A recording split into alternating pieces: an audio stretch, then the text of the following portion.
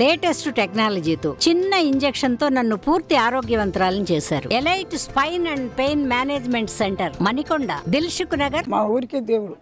ఎవరైనా మా ఆశలు అమ్మేతలు ఉంటే మమ్మల్ని ఇంటికిసుకొని మాట్లాడతారు. వాళ్ళు కొట్లాడతారు గారు, పిక్కలాడతారు గారు, మంచి మనుషులు అని గర్వంలో కూడా చెప్తుండే. ఎవరైతే కానీ మంచి మంచి మా గేరిన మాకు ఆయన ఉంటే పెద్ద దేవుని దాకానే ఉండే, అంత భయం లేకుండా ఉండే. కానీ ఇవాళ మాకు ఇట్లా చేసిపోయిందండి. ఎవరు చేసిపోయింది మాకు ఆయన అంటే ఎంత బలంగా ఉండే దేవుడు ఉంటే. ఏం చేస్తా చెప్పు. ఇప్పుడు మాకు ఎంత బాధ ఉంది అంటే తెల్లారి నిద్ర వస్తలేదు. ఆయన నిద్ర వస్తలేదు మాకు, అస్సలు నిద్ర వస్తుంది. మా బాధలు అన్నీ ఇలా తీరుతుండే. ఏం చేస్తాం, పిల్లలకు చెప్తుండే, తల్లులకు చెప్తుండే మంచిగా చేసుకోరా అని చెప్తుండే. మాకు డబ్బులు ఇవ్వకుండా ఏమి ఇవ్వకుండా మా బుక్క మీద తింటుండే అని మంచిగా చెప్తుండే. అట్లా మంచిని ఇంటి చేసి పెడతాను. మళ్ళీ ఇంకొక మీకే గుర్తు, వాళ్ళకే గుర్తుంది. మామూలుగా శ్రీధర్ రెడ్డి రాజకీయాల్లోకి వచ్చిన తర్వాత ప్రజలకు అందుబాటులో ఉండేటోడా, ప్రజలకు ఎట్లా సేవ చేసేది? అందరికీ అందుబాటులో ఉండేతోడు. మా నాయన కొడుకులకు కోడల్లో పంచాయతీ, ఇది ఈ పార్టీ అనేదిలే ఆ పార్టీ అనేదిలే మా నాయన అట్ట చెప్పి పంచాయతీ చేసిపోయిండు. ఆడలో జోలి లేదు. 30-25 ఏళ్ళ కింద తల్లిదండ్రులు పెళ్లి చేసుకొని మా ఆశతో చెప్తే కూడా మేము చెప్తే పెళ్లి చెప్దాం లేదు. అట్టడు మహారాజుని ఇట్లా మంటలో కలిపిరి, బూడిదలో కలిపిరి.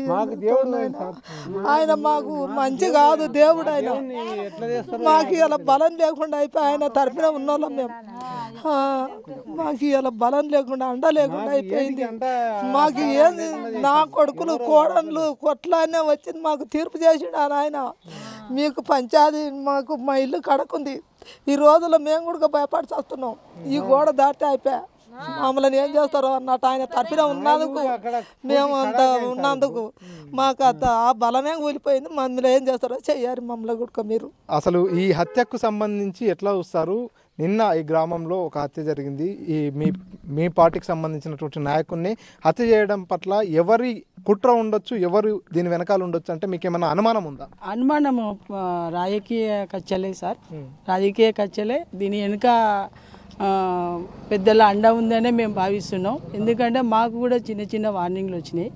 మొన్న ఎలక్షన్లో మేము బయటికి తిరగాలంటే కూడా మేము కొన్ని రోజులు ఇంట్లోనే ఉన్నాం భయపడి ఉండే. ప్రవీణ్ సార్ వచ్చి మా ఇంటికి వచ్చిండు, ప్రెస్ మీటింగ్ పెట్టిండు. నేనున్నా, మీకు దేనికి చిన్న విషయమైనా మీకు నేను సపోర్ట్గా వస్తా అంటే అప్పుడు నేను జడ్పీటీసీ గారు మా ఇంట ఈ శ్రీధర్ అన్న నేను ఉండాలేరా అని ప్రతి ఊరుకు మేము ముగ్గురమే తిరిగినాము.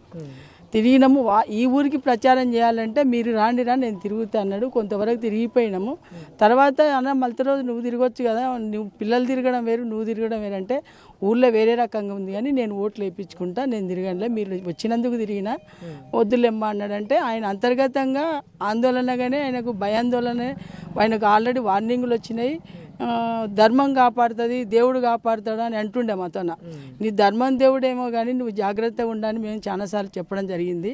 ఇది మాత్రం కాంగ్రెస్ ప్రభుత్వం వచ్చినాక రేవంత్ రెడ్డి గారికి ఇదే ఒక మెసేజ్ ఇవ్వాలనుకుంటున్నాను. ఇట్లా గొంతులు కోయడానికి మంత్రులను చేసిండా, ఎమ్మెల్యేలను చేసిండా. ఆయననేమో విజ్ఞత లేకుండా పేగులు మెడకేసుకుంటా అంటాడు.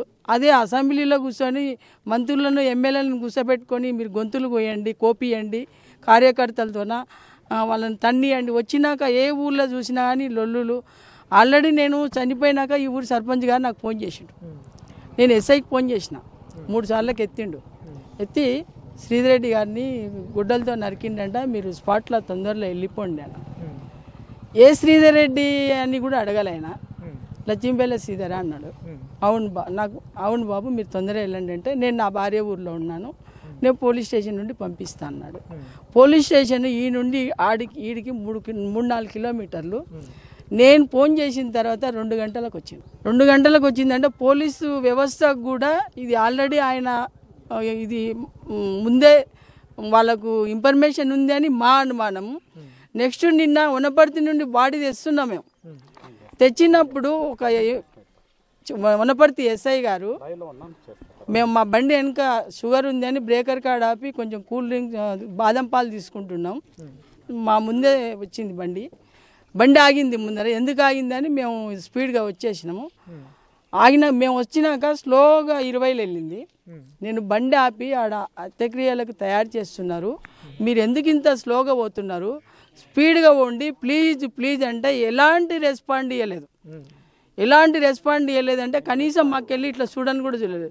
లాస్ట్కు నాకు బీపీ రేగి మొత్తుకున్నా, మీకేం తెలివి ఉందా, బుద్ధి ఉందా, పోలీసులా మీరు ఏం డ్యూటీ చేస్తున్నారు, ఒక శవాన్ని పట్టుకొని రాజకీయం చేస్తున్నారా, మీరు స్పీడ్గా వండేనే అడుగుతున్నా కదా అంటే కూడా వాళ్ళు ఎలాంటి 20-30 వచ్చింది ఆ బండేనికనే మేము వచ్చినాము. వాళ్ళు ఎక్కడెక్కడనో తిప్పి 6 గంటలకు ఇక్కడ తేవాలనుకున్నారు. అందుకు మాకు అనుమానం వచ్చి బండేనికి వచ్చినాము.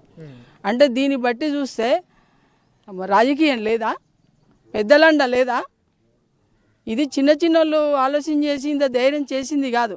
ఇది ఈ ఊరికి main leader Siddha Reddy, main leader. ఈయన ఒక్కడు లేకుంటే బయటికి ఎవరు రారనే కచ్చా. ఈయన నిన్న కొంతమంది అన్నారు కూడా ఇది షాంపిల్ మాత్రమే అని. అంటే ఎన్ని హత్యలు చేయాలి ఇంకా? ఏంటిది మా బ్రతుకులు ఏంటివి? రేవంత్ రెడ్డి గారు అక్కడ కూర్చొని ఆలోచన చేసి వాళ్ళకు కచ్చా సాధింపులు, గొంతులు కోయడము బంద్ చేయమని చెప్తాడా? ఆయన ఒక పదవికి విజ్ఞత అనేది టీఆర్ఎస్ ప్రభుత్వం ఉన్నప్పుడు కూడా ఎక్కడ గొంతులు కోయడం మీరు ఎక్కడ వినలేదు. మా ఎమ్మెల్యే చేసిన తప్పేంటిదంటే మమ్మలను కాదని మమ్మలకు తెలియకుండా కూడా ఆపోజిట్ వాళ్ళు వస్తే అంతా మనోళ్ళని పనిచేసిండు. వాళ్ళు స్టేషన్ కొట్లాడుకొని పోతే కూడా మాకు ఎలాంటి ఇన్ఫర్మేషన్ ఇవ్వకుండా వాళ్ళకు పనిచేసిండు. ఎందుకంటే కొట్లాడలొద్దు, ఆయన ఏంటంటే కొట్లాడలొద్దు, లొల్లొద్దు, అందరికి అట్లే చేసుకుంటూ పోయిండు. ఆయన చేసుకుంటూ పోయిండు, వాళ్ళు పని చేయించుకుంటారు, పక్కకు పోయిండు, మమ్మల్ని చంపడానికి తయారైండ్రు. మా ఓడి పోయి ఇంట్లో కూర్చున్నాడు అందరికి పని చేసి. ఆయన వచ్చిండు, ఆయన హస్తం ఉందా లేదా అనేది పోలీస్ డిపార్ట్మెంట్ వాళ్ళ నాయనగారు నిన్న కంప్లైంట్ ఇవ్వడం ఏం జరిగింది. ఇంతకుముందు కృష్ణారావు ఊర్లోకి వచ్చినప్పుడు వాడిని అంతం చేయండి అని అనిండని మాకు చెప్పిండ్రు. దాన్ని బట్టి మేము ఆయననే అనుమానిస్తున్నామన్నారు. ఆల్రెడీ అందరి ముందు ఆయన అదే చెప్పిండు, మేము అదే కంప్లైంట్ ఇచ్చాము. ఇప్పుడు కాసేపటి క్రితం ఎస్పీ కానీ జిల్లా ఉన్నతాధికారులు వాళ్ళంతా కూడా వచ్చారుగా, వాళ్ళతో మీరు మాట్లాడితే మీకేం సమాధానం? మాకు ఎస్పీ మీద నమ్మకం ఉంది. ఎందుకంటే గతంలో నా కారుకు యాక్సిడెంట్ బైక్ వచ్చి గుద్దింది అమ్మపల్లెలో, మీకు తెలిసి ఉంటుంది, ధర్నాలు చేసిండ్రు. ఆమెకు అప్పుడు జూపల్లి కృష్ణారావు గారు బాగానే ఒత్తిడి చేసింది మాకు తెలుసు. ఆమె ఒక రాజకీయాన్ని అడ్డం పెట్టుకొని చదువుకున్న పిల్లని బలి చేయను, అది ఇన్వెస్టిగేషన్ చేసుకుంటే బైక్ ఉందే తప్పు ఉంది, సరాయి అయ్యిండు, వాళ్ళ బండికి పోయి అడ్డం గుద్దిండు, ఆమె రాజకీయం చూసుకొని పిల్లోని బలి చేయొద్దని ఆల్రెడీ ఆమె డిఎస్పీకి, ఎస్ఐ గారికి, ఆమె శవం వచ్చిన రోజు 40 మంది పోలీసులను పంపిందంటే ఆమె న్యాయం వైపే పనిచేస్తుందని నేను నమ్ముతున్నా. ఆమె నుండి మాకు శ్రీధర్ రెడ్డిని హత్య చేసిన వాళ్ళను న్యాయం చేస్తుందనే నమ్మకం ఆమె మీద అయితే ఉంది. అది ఎంతవరకు జరుగుతుందో చూడాలి. మా వాళ్ళను ఇప్పుడు ఇన్వెస్టిగేషన్ చేస్తున్నారు, మా వాళ్ళని ఒకరొకరిని పిలిచి ఇన్వెస్టిగేషన్ చేస్తున్నారు. అవతల కచ్చా సాధింపులకు ఎవరు చంపిండ్రో, వాళ్ళు ఎవరు చంపిండ్రు, ఎట్లా అవతలను కూడా ఇన్వెస్టిగేషన్ చేయాలి కదా. వాళ్ళు ఫ్రీగా తిరుగుతున్నారు, మరి దీన్ని ఏమనుకోవాలి? మేము ఇప్పుడు ఇంతటితో పోలేదు, మేము కూడా ప్రాణాలు అరిచేతులు పట్టుకొని తిరగాల. భయం రోజు రోజు మేము బయటకు పోతే ఇంటికి వస్తాము పరిస్థితి లేని పరిస్థితుల్లో మేము అని జడ్పీటీసీ గారిని, మండల ప్రెసిడెంట్, ఇన్ఛార్జ్ ఇవ్వాలని అందరం దేనిలో సాగు కోణంలోనే ఇరుక్కున్నాం మేము ఇప్పుడు.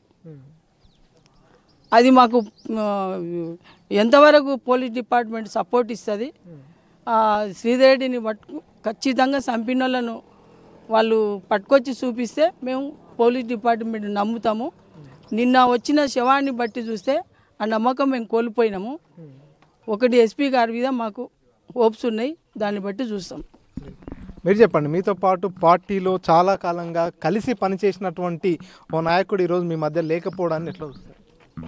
సార్, ఈ హత్య విషయంలో మాత్రం ఖచ్చితంగా రాజకీయ కోణాలనే జరిగింది ఇది. అయితే ఈ మండలంలో ఎంపీపీ గారు అనుకోండి, జడ్పీటీసీ గారు అనుకోండి, లక్ష్మీపల్లి శ్రీధర్ రెడ్డి, నేను పెదమార్ శ్రీధర్ రెడ్డిని, మేము నలుగురం కలిసి వ్యవహారాలు చేసేవాళ్ళం. అయితే దీంట్లో ఇక్కడ ఉన్న ఈ గ్రామానికి వస్తే, ఈ గ్రామంలో ఉన్న కీలక వ్యక్తి ఎవరంటే శ్రీధర్ రెడ్డి. ఈ శ్రీధర్ రెడ్డిని ఖతం చేస్తే మనకు ఎదురు లేదనే ఆలోచన ధోరణితోటే ఈ హత్య జరగడం జరిగింది.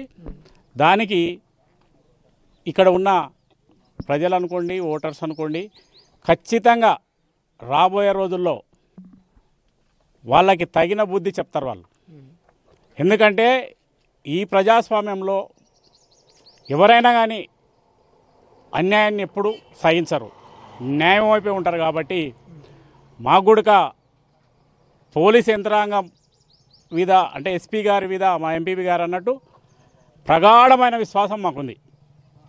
ఎందుకంటే ఒక ఇన్సిడెంట్ గురించి కూడా బైక్ గురించి కూడా వాళ్ళ అబ్బాయి గురించి కూడా చెప్పింది కాబట్టి ఇక్కడ లా అండ్ ఆర్డర్స్ అనేది వాస్తవం చెప్పాలంటే చిన్నొంబాయిలో క్షీణించినాయి.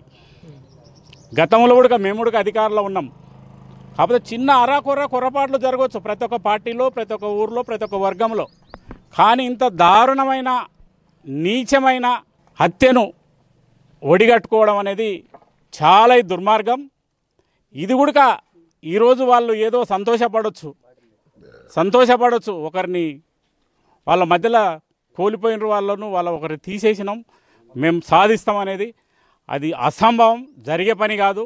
మనకంతా ఒక విశ్వాసం, నమ్మకం, దేవుడు అనేతోడు, భగవంతుడు అనేతోడు ఒకడు ఉన్నాడు. మనం ఎన్ని తప్పులు చేసినా తీర్పు అక్కడ ఇస్తుంటారు. కాకపోతే ఆ విశ్వాసంతో భగవంతుడు అనేతోడు ఉన్నాడు. అందుకొరకు ఇక్కడ జరిగిన హత్యకును పూర్తిగా ఎవరెవరు సహకరించినరు, దీని వెనుక ఎలాంటి హస్తాలు ఉన్నాయి, ఎందుకు జరగాల్సి వచ్చింది అనే దాని మీద ఖచ్చితంగా మాకు ఆ యొక్క నమ్మకం ఎస్పీ గారి మీదనే ఉంది.